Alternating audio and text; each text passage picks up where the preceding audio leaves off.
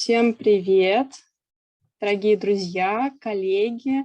Рада приветствовать вас в эфире на канале Центра дизайн-мышления. Мы начинаем нашу трансляцию. Меня зовут Ксения Ростова. Я исследователь и куратор международной программы сертификации тренеров D-Standards Центра дизайн-мышления. Со мной мои коллеги. И мы очень рады, что сегодня состоится долгожданная лекция Михаэля Леврика, признанного лидера в области дизайн-мышления и дизайна бизнес-экосистем. Пока мы все собираемся, расскажу вам немного о Центре дизайн-мышления в Москве. Для этого я сейчас запущу презентацию. Центр дизайн-мышления – это международная методологическая площадка. Мы являемся автономной некоммерческой организацией, Институтом развития гуманитарных наук. Центр дизайн-мышления является членом глобального альянса по дизайн-мышлению, Global Design Thinking Alliance, и мы рады сохранять связь с международным сообществом и проводить в том числе такие открытые эфиры с приглашенными экспертами. В Центре дизайн-мышления вы можете пройти образовательные программы. И мы предлагаем вам как корпоративные образовательные программы Академии управленческого опыта, так и открытые онлайн-курсы. На следующей неделе, например, у нас стартует открытый онлайн-курс Jobs to be done. Вы можете записаться и оплатить свое обучение. Мы также предлагаем сертификационную программу D-Standards. Это программа для тех, кто хочет стать тренером или практиком по дизайн-мышлению и пройти сертификацию. Вы можете стать как практиком, так и тренером. Например, ближайший поток тренер стартует у нас в сентябре 2022 года. Так что вы еще успеете записаться. Подписывайтесь также на наши новости, заходите на наш сайт Центра дизайн-мышления, ссылку мы вам отправим в чат на YouTube, и подписывайтесь на наши новости в Telegram-канале, вот там тоже много всего интересного публикуется, в том числе методические материалы, разные полезные ссылки на литературу. Вот. Будем очень рады видеть вас там. Расскажу о технических особенностях нашего сегодняшнего эфира. Наша лекция будет транслироваться на русском языке нашими синхронными переводчиками. И по структуре открытого эфира сначала Михаэль расскажет лекцию, поделится своими материалами, затем мы проведем небольшую сессию вопросов и ответов. Мы выбрали самые интересные, которые вы прислали, и, конечно, в ходе лекции вы тоже можете написать свой вопрос в чате на канале YouTube. Мы зададим самые яркие из них. Так, я думаю, что у вас было время сейчас всем подойти, собраться. Я думаю, что мы можем уже передать слово Михаэлю, и чтобы Михаэль начал свою лекцию. Я передаю вам. And hopefully you have a lot of questions later on about design thinking and about my work. So let me start basically with the first slide. This is basically my company. I'm operating out of Switzerland with a small design thinking boutique. And usually I have like clients globally. I'm served with design thinking for business growth. And usually we have like project-based learning, capability programs, and of course, running innovation for a lot of large clients globally. And my team is basically out there and helping and supporting all these companies globally. And for my person, I think there was already a little bit of introduction about myself, but I have been acquainted with the design thinking mindset now for over 20 years. And have been doing a lot of research with Stanford and also with a lot of local universities here in Switzerland and Europe. And basically, I've published 4 books on design thinking. 2 of them are already translated into Russian, and hopefully the third one, the yellow one, Design Thinking for Business Growth, will be also translated in the future. But what is available at the moment is the Design Thinking Playbook in Russian, and of course the Design Thinking Toolbox. And both are kind of the standard now for a lot of universities to educate people about the design thinking mindset. And of course, I'm using them also for my tools, my toolbox, and also for my lecturing when I have like online lectures with the templates and for many other kind of occasions. So this kind of a nice source of design thinking knowledge you can apply easily out of the books, and also share the knowledge with your colleagues within your organization or company. When it comes to like the application of design thinking for the new world, and this is basically what I'm talking today about, and I've structured a little bit my presentation in 4 major parts. And one part is really the design thinking toolbox. So what kind of tools and methods we apply in design thinking, and also we'll talk a little bit about my favorite tools. And of course, we will engage and look into the design thinking culture. So at the end of the day, it's also kind of a transformation for many companies, how we interact, how we build up teams. And this is also kind of what I like to elaborate a little bit about my speech. And of course, there's one topic, creating a competitive strategy out of design thinking. So using the paradigm of engaging with the customer to create like the entire company strategy. And this is also something I have been engaged with many companies to switch a little bit from traditional way of competitive advantage about this linear way of creating a strategy into more like kind of an iterative way of operating and putting the strategy together. And of course, I will talk about design thinking for business growth. This is basically the topic out of my latest book, and this is really a strong focus on business ecosystem design. And I have the feeling this is now really picking up, so that we have a lot of companies collaborating and creating new value propositions for the client. And of course, we will also look into wicked problems regarding the crisis. And we know there was one large crisis in the last 3 years. So the pandemic situation was hitting globally all countries. And I remember about sitting here for 2 years in lockdowns and trying to broadcast out over the internet, and also having a lot of design thinking workshops in the virtual space. And of course, now after COVID-19, we see also a new reality. And this new reality gives us the opportunity to tap into new market opportunities, because a lot of companies have realized that the behavior of the customer has changed. And this might be a totally different way of engaging with the customer with new products and services in the future. So basically, these are the 4 perspectives. And as you see, I will expand a little bit kind of the traditional design thinking with a few business ecosystems. We'll look into kind of wicked problems, because in the end of the day, design thinking is really made for wicked problems. If you have an easy solution at hand, we don't have to use design thinking, but usually there's no existing solution. It's kind of complex. And we have no straightforward answers. That's the reason why we really have to engage and look into the problem space to find out what is needed to create the next radical innovation for the market.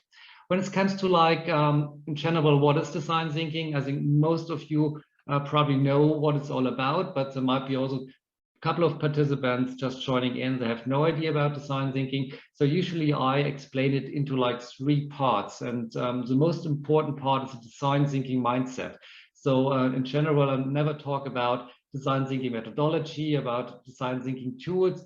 Most likely I'm talking about the design thinking mindset. That's the way how we interact within our teams. That's how we apply like a positive mindset in creating new customer solutions, and of course looking into like this iterative approach of testing first prototypes with clients to finally come up with good ideas. Then of course we have the design thinking process, and sometimes the design thinking process is misunderstood, because a lot of people think a process has input and output, and then basically between something's happening and finally we have innovation. But for me, the process is more like kind of a reference model to tell everyone where we're standing in the process. So it's quite important that we tell our colleagues, our team members, that we basically observing something, that we understanding, that we're creating out of the insider point of view, or we more like kind of opening up, having kind of a creative mind of creating new solutions, or testing, or basically redefining our standpoint, or basically redesign our product. So the process in design thinking is more kind of a reference model, that everyone is on the same page and know what kind of activities coming next. And usually the micro design thinking process we run like several times. So I have a lot of projects. I do like 15, 20 30 up to 40 times the micro process within design thinking before we really can come up with radical solutions. And of course, as mentioned before, there's a whole bunch of tools and methodology, and sometimes it's overlapping with other disciplines. So there's a lot of things coming out of the agile toolbox nowadays. There's of course like traditional innovation methods we apply, and of course the other things we just started to use them because there's a whole kind of toolbox in neurodesign, and that's when you really go into like kind of the brain activity and see how people are interacting. And nowadays for many projects we're using eye tracking, we're looking into the brain waves and see a little bit what is happening inside our brains before we go into the next iteration with any products and services. And especially for like digital engagements, it's also kind of helpful to get a feeling how people are reacting to like a digital engagement with a new product and service. So basically these are the 3 basics about design thinking. And the only thing I like to stress out a little bit more is the double diamond, because usually we have like the problem space and we have the solution space, and on this picture it's nicely distributed. So basically you do your research, you're opening up, and basically puts insights together, then you have the creative work, a lot of brainstorming, building prototypes, and then basically if you have collected enough information and you did all your iterations, you're really focusing on a final solution. You're focusing on your final prototype and you're creating something. But in reality, this double diamond looks totally different. And I'm always kind of keen sharing this because a lot of people think, yeah, this kind of this design thinking part of putting a lot of post-its and having all these brainstorming sessions. But in the end of the day, 80% of the time, we're looking for the appropriate problem. So I spend most of the time searching for the right problem, and usually the rest is basically also kind of intensive when it comes to like time, but most important is to find the appropriate problem. And this is sometimes underestimated. It takes a lot of time to have like deep customer interviews, to engage with customers, visiting customers at home to see what's happening. And this is kind of really the starting point, design thinking, understanding the problem space. And this is something I just like to share, that if you spend a lot of time looking for the appropriate problem, I think you do everything right. And if you spend a lot of time just putting post-its together, maybe you have to go back, and look first for the appropriate problem before finding the right solution. When it comes to the mindful digital transformation of teams, products, services, and of course, entire business ecosystems, there's basically one thing I really like to share, because there's big confusion sometimes between the agile work and design thinking. And a lot of companies, they have transformed their organizations within the last 5 years, applying agile tools. And it's perfect because it's the same kind of design thinking mindset. It's radical collaboration. They do iterations, but many times, the outcomes are not very good. And that's the reason why a lot of companies now coming back and saying, look, Michael, we have now this agile toolbox, but we're still struggling of bringing like real new products and services to the market. And the reason for this is that basically the beginning is missing. The beginning in design thinking is, as I mentioned before, looking for the appropriate problem. And usually afterwards, you have a great opportunity to have a lot of purpose in what you do, because if you understand the problem, you know exactly why you're doing all your iterations, why you're working in this kind of agile toolbox, and why you like to create impact for your customer. And if you don't, sometimes, teams are really busy, but we don't have any kind of tangible outcomes. And that's the reason I'm always starting with extracting long-term value with design thinking. Then afterwards, I have a transition into kind of the agile development phase.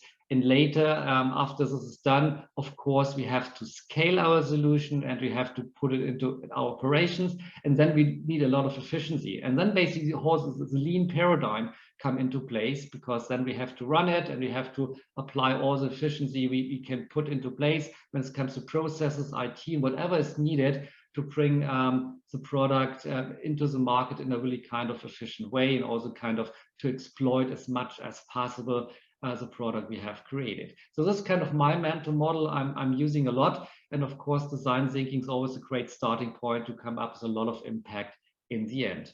When it comes to like my next model, and this is basically kind of what I have created more than 10 years ago. This was the starting point about this digital transformation. I remember like 2010, 2011, there was a lot of kind of new thoughts about how we transform organizations. And of course, a lot of things happened like on the surface, but was not really digital in the end because there was no end-to-end automation and there was no kind of fulfillment of the IT in the end. And there was also limited factor of data analytics to realize data-driven innovation in the end. So we created kind of a framework over 10 years ago, saying, look, we see kind of shifts from the traditional companies into more like digital companies.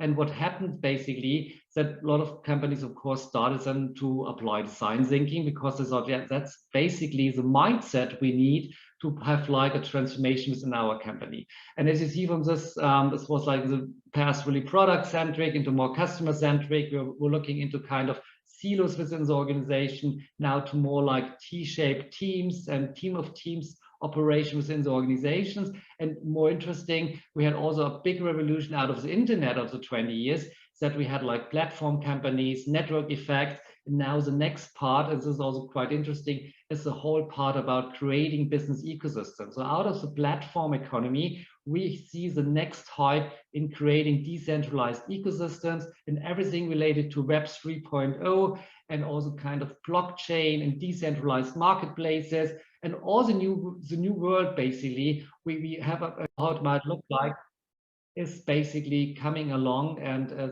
will be kind of putting together into like the business ecosystem design. That's the reason also why I was mentioning in the beginning, design thinking for business growth, the strong focus on business ecosystem design will be something we have to deal with in the next 10 years probably to bring really impact to this kind of decentralized structures we have in our heads. And basically when I look now into like general like large organizations, you know, we are not really good in creating and applying design thinking because this is basically a highway in Germany, so you can drive from Munich to Berlin in whatever 6 hours.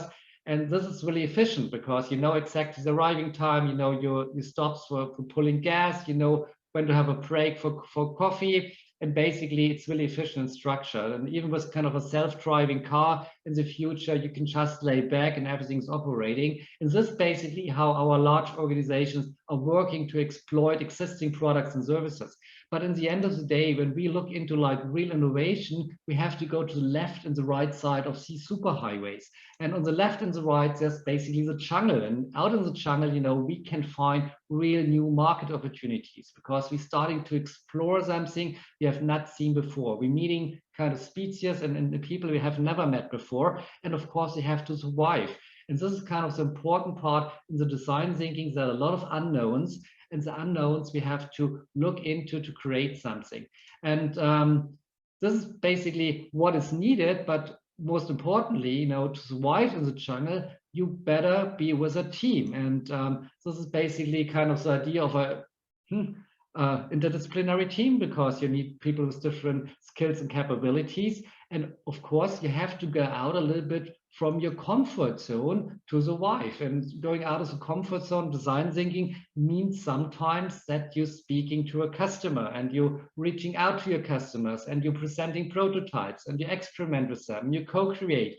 And when it comes to business ecosystem design, you're even inviting competitors to create the next big value proposition for your company. So this is kind of, you know, a totally new way of engaging and looking outside of your silos of your company. And of course, if you're reaching out, it's always good to have like T-shaped participants and people with different thinking preferences joining your team to survive and basically come up with good products and solutions. So we need these interdisciplinary teams to be successful. We have to go out in this jungle to be successful. And of course, we have to be bold and brave, you know, to do proper design work in the future.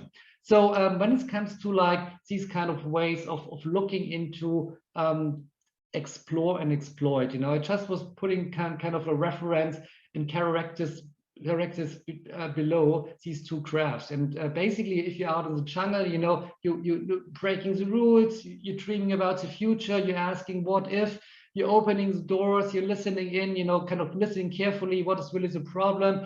There's trust, there's seekness for fairness, there's like experimenting with new things. and basically you make mistakes, of course, because you're trying to learn. You know, these kind of the channel kind of characteristics, and of course the opposite.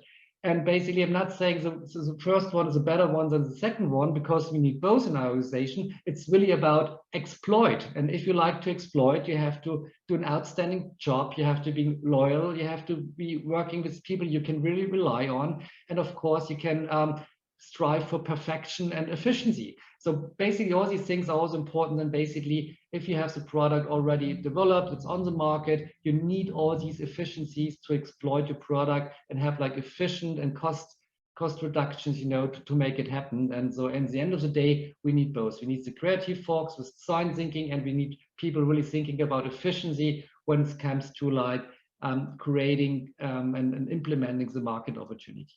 So you have the rules of the channel and the rules of the highway. And basically, when we look what kind of collaboration we need, you know, there's also a couple of terms. So in the channel, it has to be open, transparent, you know, really like to share what we achieve with others. We have to look into like action and play, because it's not about thinking something, it's really creating something. And of course, we like to add value. On the other hand, you know, in the highway, it's all about reliability, it's about success, it's about precision. It's like really looking into the excellence of running everything lean. And this basically also comes together then in both explore and exploit in our organizations.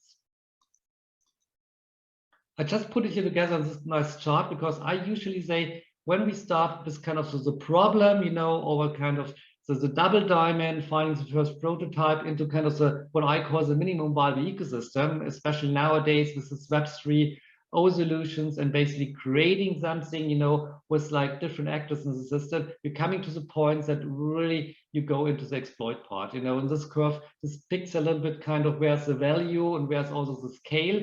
And basically, we're trying to go down with the cost, and with design thinking, increasing the long-term value and creating a lot of benefits for our clients with our products and services on the long term. So I think that's kind of a mental model you can easily apply then for your innovation work. And as I mentioned before, you have all these characteristics before and aligning the teams around these elements. When it comes to the entire problem to growth and scale framework, and this is also something I'm using now for a long time, because usually we're really starting on the left side, finding the appropriate problem, and to the far right, we have to realize as a great solution with efficiency, and between the different models and tools we're using out of other toolboxes. So I'm a big fan also for the lean startup approach. So usually after the design thinking phase, I'm using lean startup to do like the validation of the pricing, the willingness to pay analysis. I'm looking into my MVP, kind of a market readiness. So usually after the design thinking phase is my final prototype, I have kind of a more kind of straightforward approach into the market with the lean startup approach. And then of course, later on, I'm usually designing on the basis of the MVP or many MVPs, the ecosystem and how to bring the value proposition to the market. But of course, ecosystem design is not always needed. If you have a great product and you have all the capabilities within your company, you don't need other actors in the system. But for many more complex solution and value proposition, we always try to seek also for other actors and creating kind of the ecosystem together, and then basically leveraging the solution together with other actors in the market.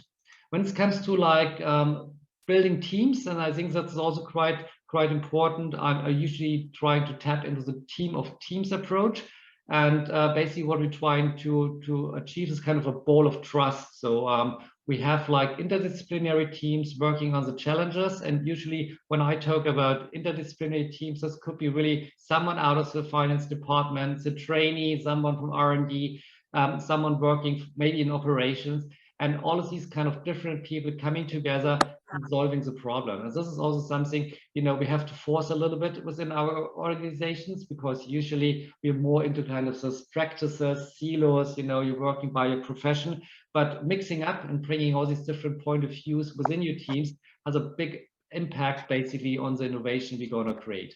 When it comes to putting these things together, there's like one thing I'm always highlighting is kind of the difference between interdisciplinary teams and multidisciplinary teams. So multidisciplinary teams, you usually have a lot of experts together, and all of them are great in their field. But if you're putting all the experts together, usually you get a compromise of different best breed solutions. And then the final solution is great, but usually customers say, oh my goodness, this might have too many functions. This might just be not the perfect solution, you know, in the end. But on the end of the day, you know, this happens in large organization. We have a pool of experts, you know, there's the people we call, and then they create the solution. And I always try to break this rule in our large organization, going back and say, look, we really need interdisciplinary teams to create out of different point of views, out of different experiences, something totally new. And then usually really doing the proper design thinking path, you're getting really nice value proposition. And yes, you depicted on this picture, of course, you have like the left side, so nicer value proposition than on the right side, in comparison, interdisciplinary teams to multidisciplinary teams. And then, of course, a concept I'm also trying to put into practice with all organizations I'm working with is a T-shaped profile. So usually what's happening with the T-shape is that we have basically on the vertical part, a lot of things out of our resume, out of our job description. People know these things because we might be experts in marketing, we might be experts in process redesign, we might be expert in engineering. This is basically based on our university education or vocational training, whatever kind of education we received. On the other part, even more important for me is the horizontal part, because the horizontal part are things we're not talking usually about, and we're not seeing these things in our job description or resumes. So this is basically how many languages you speak, how many countries you have traveled, what kind of your international food preferences are, and maybe you are specialized in cooking specific dishes, or maybe you are a really good craftsman and you can build something out of wood. So this all kind of things, you know, we usually looking into to solve problems, because the regular part of our resume and expert knowledge is nice, but the other things really help to come up with creative new solutions. And always emphasizes to share the T-shape within the team and also across the regular silos within the organization, because we're tapping into all this knowledge usually on the horizontal part of the T-shape. When it comes to like building design capabilities for the new world challenges, and I think there are a lot of new world challenges out there. I just mentioned the pandemic, and we have also other crises at the moment we really have to solve. And I'm totally convinced that the design thinking mindset and also the ecosystem part of, you know, understanding all these actors, bringing them together, talking about the benefits for everyone would solve a lot of problems. Unfortunately, I'm not in charge to have any actions on COVID or any other things.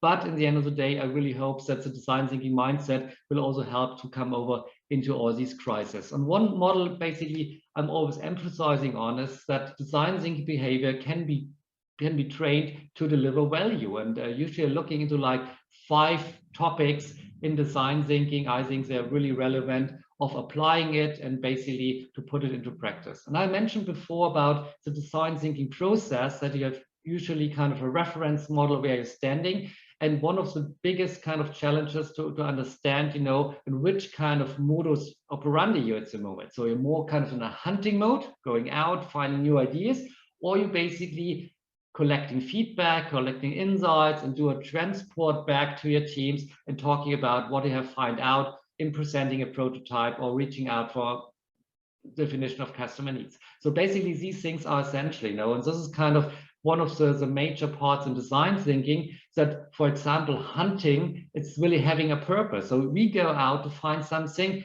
we find needs, we find like feedback, we find like other solutions, we engage with like early adapters. So all these things have always a purpose of reaching out and getting insights back. And then, of course, never go hunting alone as a second paradigm. Usually I go in teams, so I have like a second or third person with me. They take the notes, they do the recording, and I'm interacting then, for example, with new product and solution with the client. And usually it's quite nice to have someone else capturing all these things, because while you're presenting, you cannot capture all these kind of smaller parts and like nuance in how the answers are coming along. So going out in teams for the hunt is always a great idea. And as I mentioned before, for the creative part, the T-shapes are quite important in the design process. Then, of course, never give up. So I have also a lot of companies and teams that say, oh, we did already the design thinking process twice, and are we done now? So can we go home, kind of? And always saying, well, if you have a good solution, you can go home immediately. But if the customer is still saying, I'm not satisfied, and you're not serving to the pain points and the job to be done, of course, you have to do the next iterations. And sometimes it was frustrating, but knowing from experience of the last 20 years, if you really put kind of this mentality of iterations and never give up and go again, you know, you're really finding a great solution for your customers in the end. Then, of course, declare the behavior, as I told you before, hunting and transport, tell people where they stand in the process. And in the end of the day, most important part is really deliver results. So there's a whole kind of a theory and research about how to bring it home. So usually what I do while I'm starting the design thinking process in an early stage, I'm already planning for the implementation of the solution. And why it's so important? Because sometimes it's not the best solution you have to present, but it's the best storytelling you have to present, and maybe you have to have the right decision makers on board, you know, to make it happen. And that's the reason why I'm always trying to force teams to create kind of a stakeholder map, to look into kind of the hurdles within the organization, look which kind of people we have to involve in the early stage, and who could be kind of a sponsor for our idea, because we need all these door openers to make like a product or service successful in the market, because there could be always roadblocks in the end. And if we engage with these people in early stage, it's always great to plan basically the implementation part really early. When it comes to like the design thinking essentials, I mentioned already, in the beginning is always chaotic. Sometimes for wicked problems, we have not even a starting point.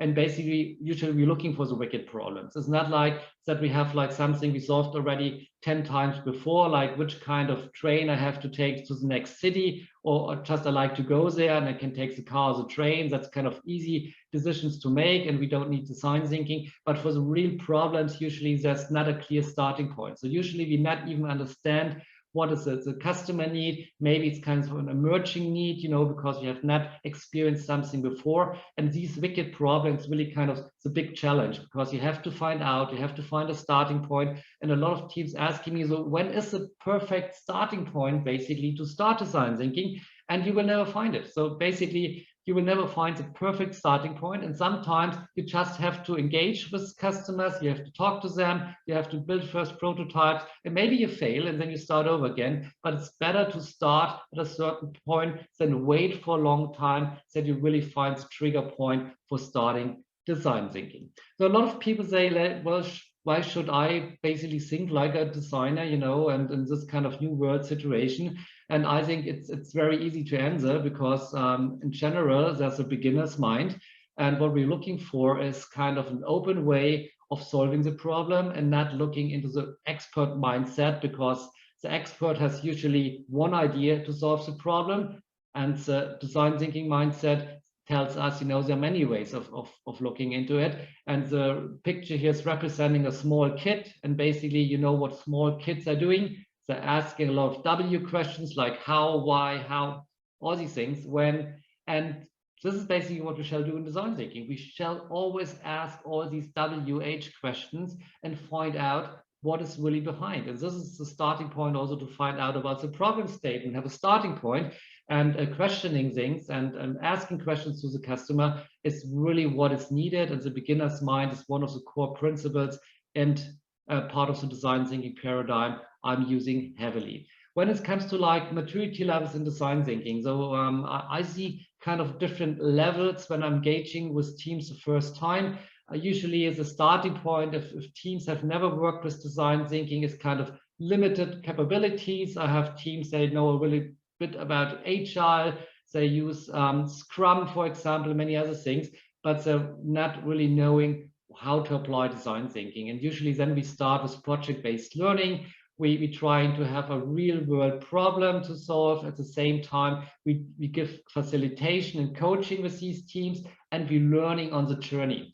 So usually design thinking education is not about presenting what I do today, like showing slides. It's more like you're engaging with the team, you're solving the problem with them together, and then basically you're applying tools and methodology out of the toolbox And then basically in the end of the day, or the end of the week, or the end of the sprint, you go back and say, look, let's reflect, what we have learned, what we have applied, what would we do next time differently to solve the problem or to engage with the customer, whatever is needed to come up with a proper solution. And that's how I build basically also capabilities with large organization or over 2, 3, or 5 years, so that we get like really a nice and good knowledge about design thinking in large organizations, that people can collaborate in changing a little bit kind of how they engage, and also how to solve problems in the future.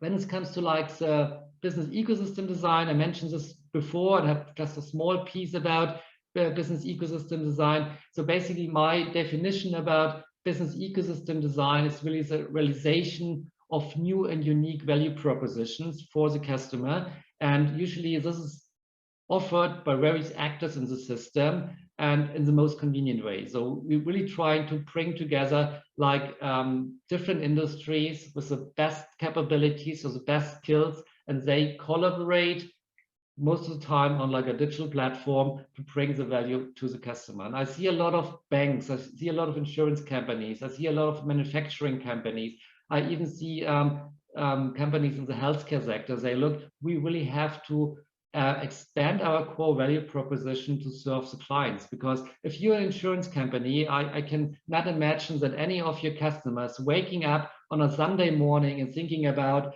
liability insurance, because I don't, but I think about something else. So I have like life dreams, I like to have like a nice pension. So many other things are much more important than a product in financial services. And that's the reason why we have a lot of financial service providers at the moment. They really go deep into like the customer behavior and trying to figure out what could be kind of a joint value proposition with other operators, with other actors in the system, to create a different kind of value to the customer.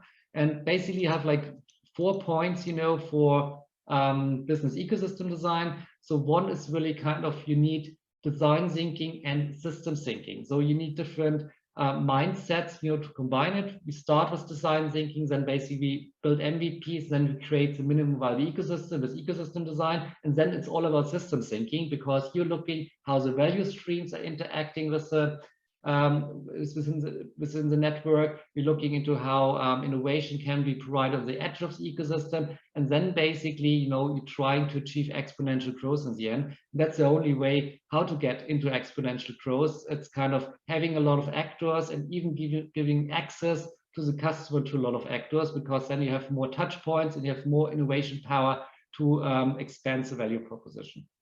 Then, of course, design thinking mindset, it's important. We do like iterations to design it. And then, of course, we're always looking for unknown market opportunities. So usually in the business ecosystem design, we're looking to things not happened before. And as I mentioned before, over the last 3 years, we had a lot of new opportunities out of the COVID-19 situation, because people have now a different behavior. They're using different digital channels. They have different kind of approach of traveling and many other things. And this really kind of gives us opportunity to provide new services. And I have even manufacturers of airplanes, for example, and they looking now into business ecosystem to say, look, what's going to happen to like the travel experience if we have like no airplanes in 10, 20 or 30 years down the road. So this is kind of really radical, thinking about the next generation of your business model out of the ecosystem design. And of course, there might be things changing in the future because of climate change, because of many other issues we can imagine.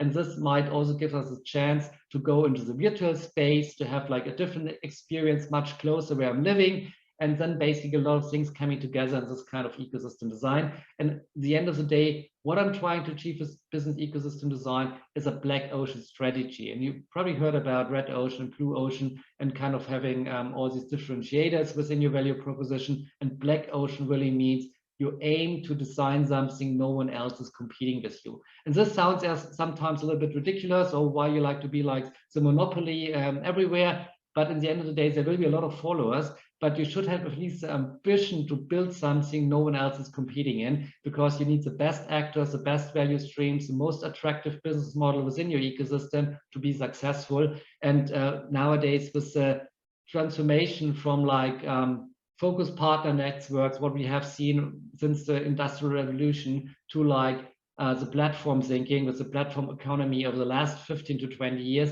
into kind of more decentralized way of thinking. Business ecosystem design is really the next thing to do. And that's the reason also why this book about design thinking for business growth is really focusing on the part of creating business ecosystem. So just looking time-wise, you know, I think there's a lot of questions you like to ask. And I was really fast with my presentation to put everything now into this limited time. But thank you very much for listening in. And I hope to get some questions, you know, I can answer in the last 10 minutes.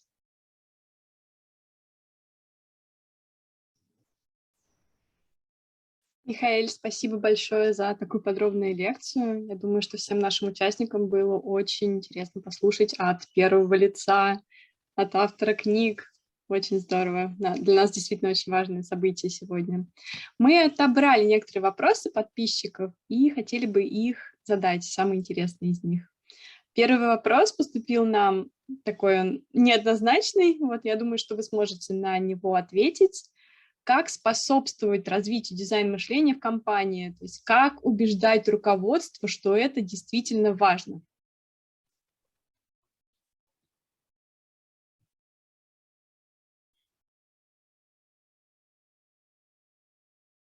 Okay, yes, that's a really good question. So the first one is, you know, how do you engage with everyone? What I usually do, I'm saying, look, we're working on the future of the organization, we're working on the future business models, and I make kind of an advertisement within the company saying, look, you can be part of the team, but you have to apply for it to being part of the team. So I'm not asking people, so can you please come be part of one of the members in design thinking? It's more like that people have to apply to being part of the design thinking team. So this already helps, because usually you get the people who are really motivated to go the extra mile. I have the people who have like kind of a different mindset already. And usually if these people are attending kind of the first sprint or kind of the first design thinking project, they're quite nice design thinking coaches to leverage design thinking's entire organization. So usually I'm trying to get the pull basically for design thinking. So the second part is always about what is the value of design thinking, how to measure design thinking.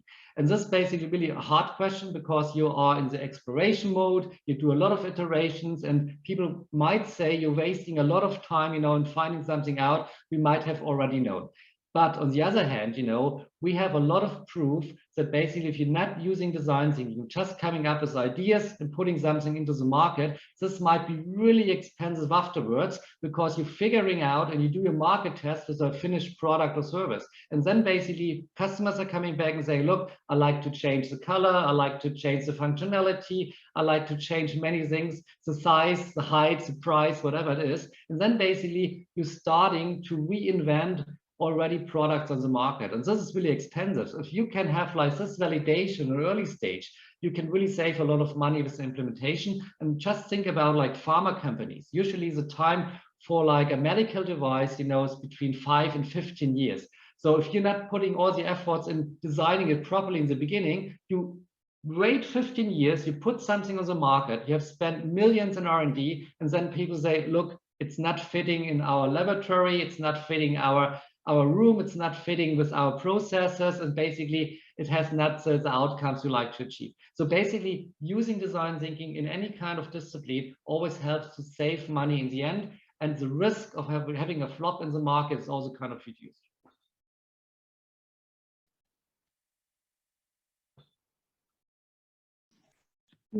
Спасибо большое за ваш расширенный такой ответ.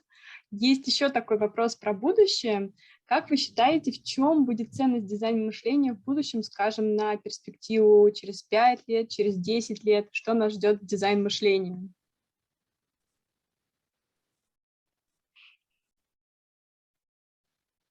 Yes, so that's a good question. If I would know, probably I had like a crystal ball and I know already what's happening.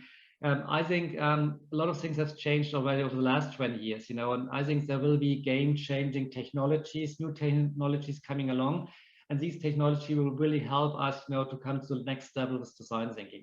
So at the moment, what I'm focusing on is looking into how artificial intelligence can help us over the entire design process. I did already over the last 15 years an approach about big data analytics and how we can use big data analytics to have like better solutions in the end. So like really using it in the research part, using it in the design phase, and also for predicting our outcomes.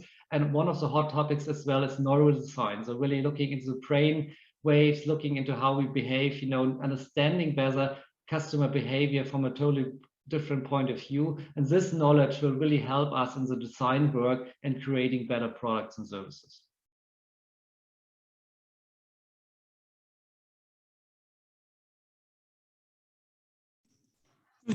Спасибо большое. Я думаю, что мы все сейчас почувствовали себя немного трендсеттерами, предсказывая будущее и услышав из ваших уст, как это все может происходить. Есть еще вопрос про цифровые сервисы. Вот какие цифровые сервисы помогают вам использовать инструменты дизайн-мышления? Вот, может быть, вы назовете какие-нибудь топ-5 инструментов цифровых, которые вы используете в своей работе, в своей компании.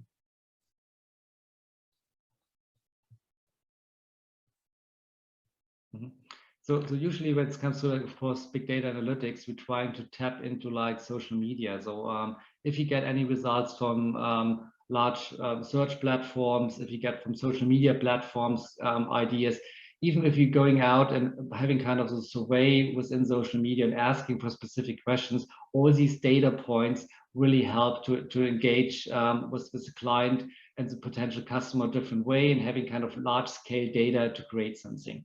So the second part, you know, what I'm using sometimes with like retail design thinking challenges is eye tracking. So we're looking how people are looking into different parts of the shop. We're looking into how they basically enter the shop. We're looking how the checkout experience is. And all these things are coming also with data points together to have like a different experience.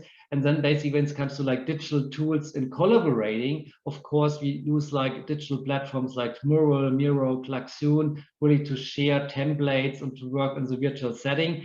The only challenge is, and this is also a big learning about the last 3 years, we don't have the same outcomes just working on in the virtual setting. So usually a hybrid setting of having your team together, working on whiteboards, making something tangible, and then of course session of just sharing insights, presenting something is the best approach.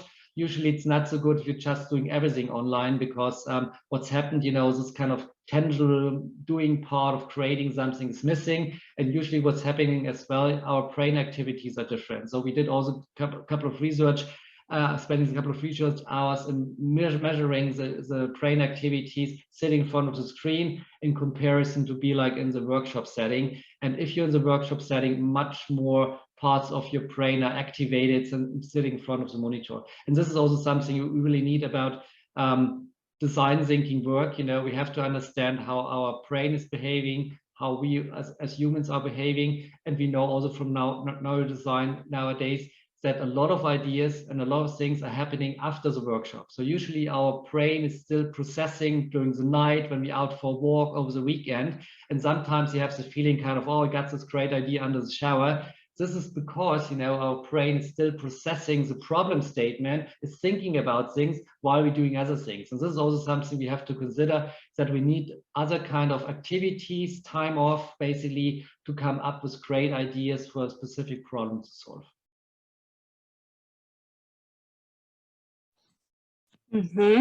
Спасибо большое. Следующий вопрос больше такой про совет. Вот, наши подписчики спрашивают, какие навыки нужно развивать сервис-дизайнеру прямо сейчас, и какой главный совет вы бы дали дизайн-мыслителям? Yes. So I don't distinguish between service design and design thinking. And there's also kind of approach people say about design doing. And I was asking them, design, this is what I do the whole time. Design thinking is doing, right? I'm not distinguishing between like service design, product design, or design doing. For me, it's kind of the mindset, you know, and applies the mindset for whatever is needed. So it doesn't matter if I look into the service process, ecosystem, business model, I'm using the design thinking mindset to creating something. And I think that's the best way of getting kind of acquainted with design thinking or service design is to use it, you know, and basically apply it on a daily basis, apply it with your teams, learn out of the interaction, and creating kind of your own toolbox and your own way of doing design thinking. And this is basically always the best way to come up with better solutions. But I don't think there's kind of a 1, 2, 3 kind of plan what you shall do to become better. For me, it's always, you know, if you apply something, you reflect, you learn out of these things, you become really an expert in your field. And the same applies for design thinking or service design.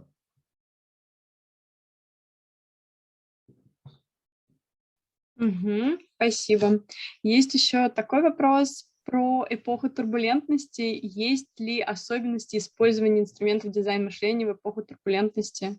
Вот, как вы используете в компании сейчас, как-то адаптируетесь?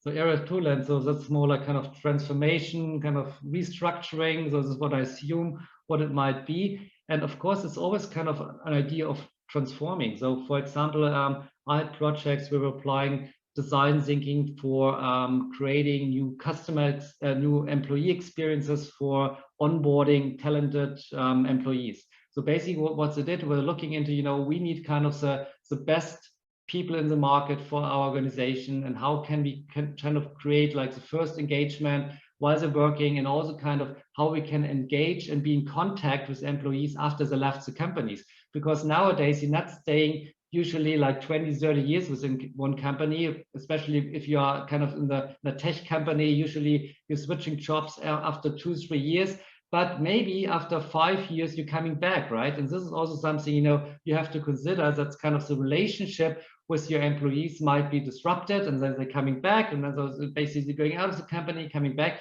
And this might be also something, you know, you could create kind of a new experience for the employee experience.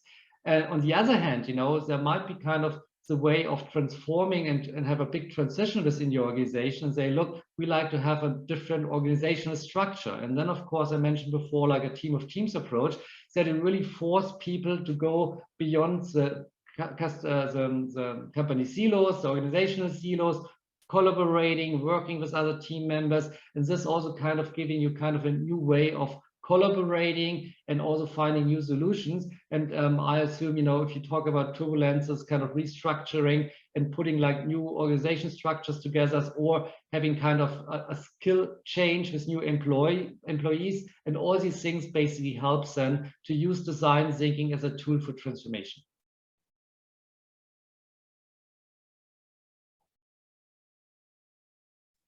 Спасибо большое за такой полный ответ. Есть еще один вопрос. Где или когда нельзя применить методологию дизайн-мышления? В какой отрасли неприменимо? Такой вопрос у нас еще поступил.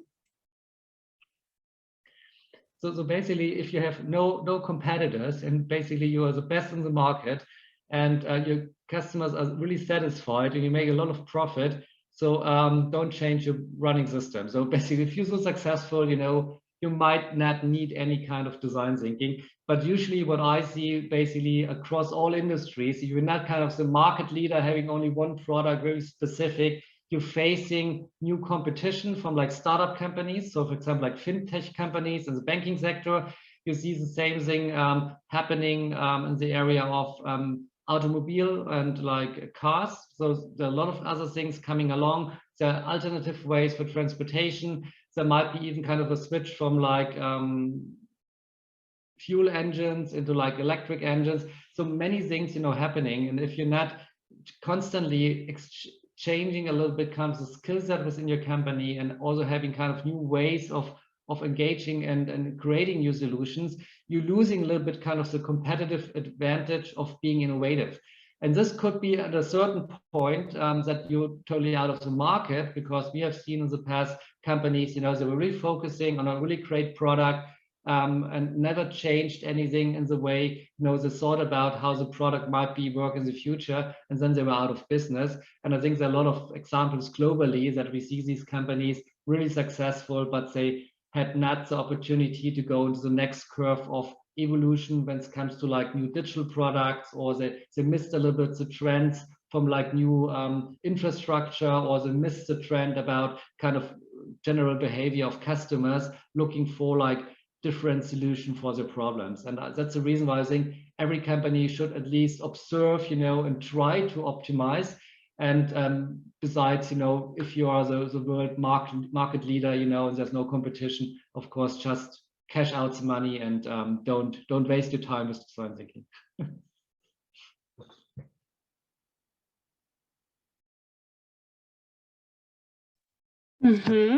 Спасибо. Еще поступил такой достаточно личный, наверное, вопрос. Можете, пожалуйста, привести пример необычного пространства, в котором вы проводили воркшоп по дизайн-мышлению?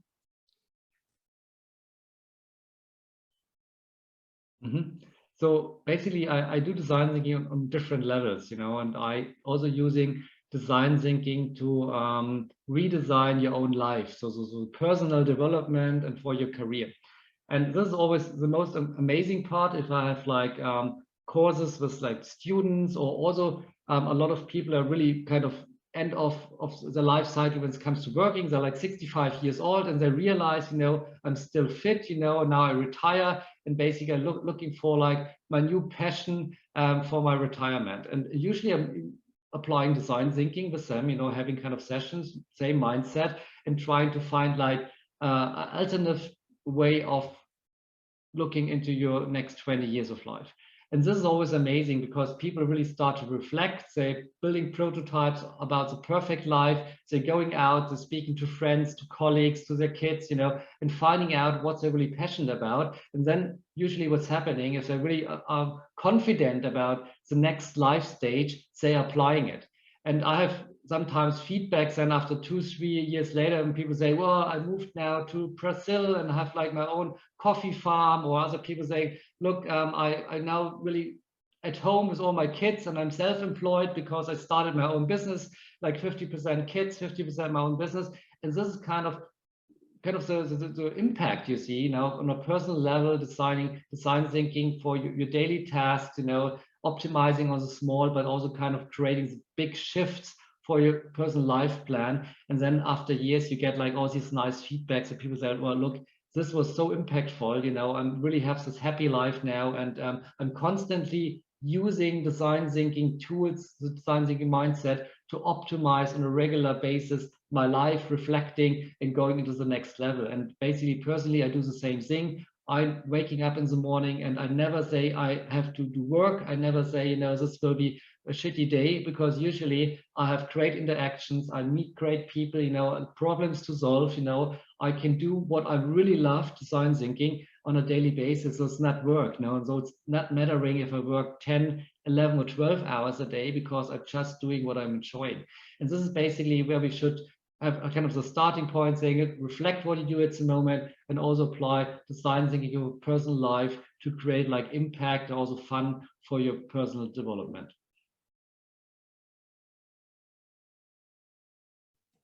Да, мы видели, что у вас есть даже изданная книга на английском языке и на немецком. Мне кажется, на многих языках, кроме русского, пока что как раз дизайн мышления для повседневной жизни, лайфбук. Вот. Спасибо, что поделились своими принципами. Для нас это очень много вдохновения услышать из первых уст, что вы тоже применяете дизайн мышления в повседневной жизни. Я сейчас предлагаю кому-нибудь из наших слушателей задать тоже вопрос. Вот. Можете голосом. Там в чате есть, Ксения. Можно в чате. Да. Первый вопрос я, наверное, на русском озвучу. Чем дизайн мышления отличается от других способов исследования клиентов? Все схемы, техники интервью с клиентами кажутся одинаковыми. То есть поговорить с клиентом, узнать идеи, сгенерить идеи, предложить прототип и так далее. Чем дизайн мышления кардинально отличается от этого? So hopefully there's a lot of common things between design thinking and other techniques, because design thinking works, and I really hope that this is overlapping. It's no competition between different kind of elements.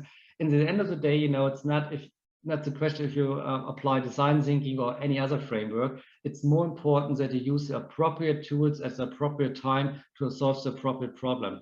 And this is basically what I always do. I'm not saying, design thinking is the only thing I do. Sometimes, there are other techniques, different ways of engaging to find out, and then I use whatever's appropriate. But for like really wicked problems, like really complex problems. You know, we have no straightforward linear way of looking to these things. Design thinking is a good starting point of engaging with the customer, to finding out about the deeper needs, have a good starting point. And of course, you have kind of a reference model with the process, and you have a toolbox, you know, with tools everyone understands, because this is always the biggest problem. If you talk to people about something and they don't know the methodology, it's really hard to explain them first and then basically work together. And if you have like a common toolbox and you understand the process and you have the same mindset, it's much easier to collaborate. So for me, design thinking is just like one frame, you know, you can use.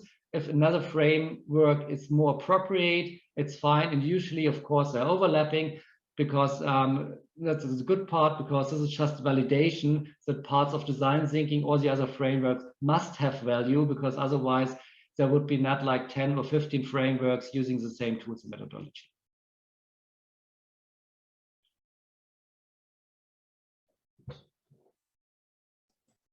Спасибо большое. И еще у нас есть один вопрос в чате про стратегию Черного океана. Как стратегия Черного океана согласуется с дизайн-мышлением? Здесь, наверное, уже специфический такой вопрос, уже про методологию. Exactly. So basically, the black ocean is that we create a system no one else is able to compete. And what I do with the design thinking for business growth and creating the strategy is really, we started with the basics, like begin at the beginning with design thinking, figure out what are the new customer needs. And then usually I create like 5, 6, 7 point of MVPs. And out of the MVPs, we decide, you know, is it necessary to go into like the ecosystem play or not? Because if you have already kind of a product, you have the feeling this is good enough to sell it in my market, you know, I'm satisfied with the impact, then it's fine. But usually companies tend to realize exponential growth. And for exponential growth, we applying this black ocean idea, creating something no one else is able to compete. And basically what's usually happening is that a lot of actors are coming together. So the design thinking mindset is still represented in like co-create a new kind of value proposition with like 5 or 10 actors in the beginning to create like the minimum viable ecosystem, but you can easily scale to 100, 500, 600 players if it needed to realize your ecosystem. So for example, like in the health system, there might be physicians involved, there might be like health insurance involved, there might be like pharmacies involved and pharma companies, and of course the patient.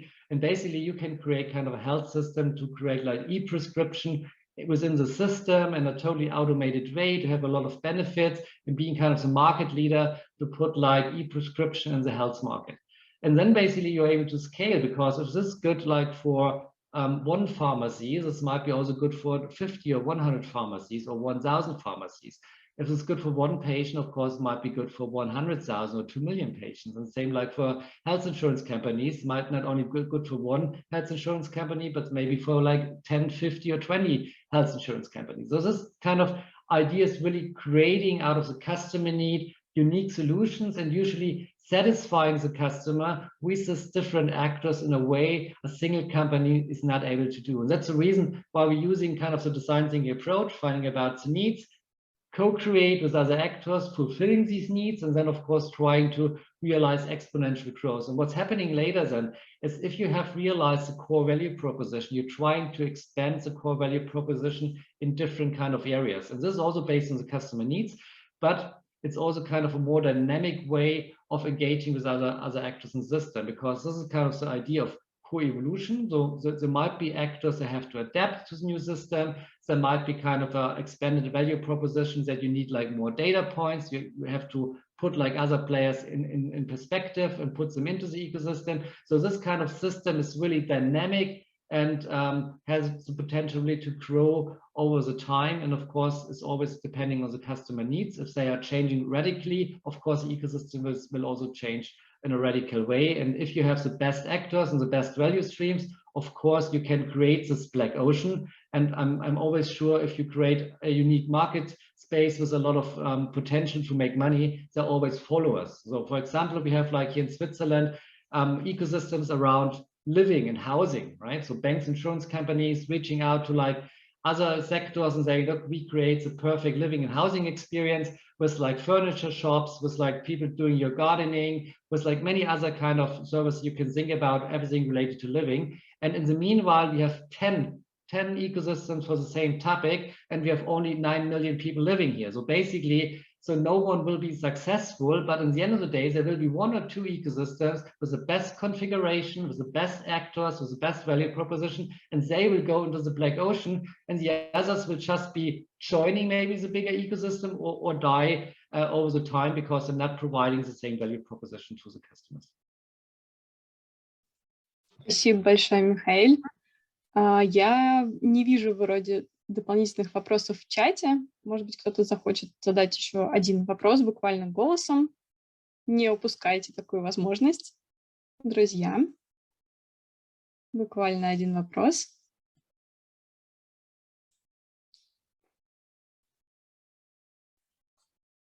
Хорошо. Видимо, у нас сегодня скромные подписчики, скромные слушатели собрались.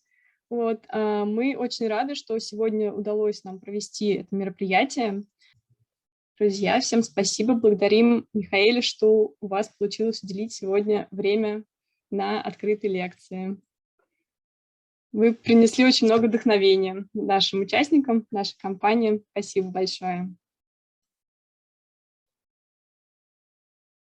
На этом, я думаю, наше мероприятие заканчивается. Всем спасибо. Всем хорошего вечера. Пока.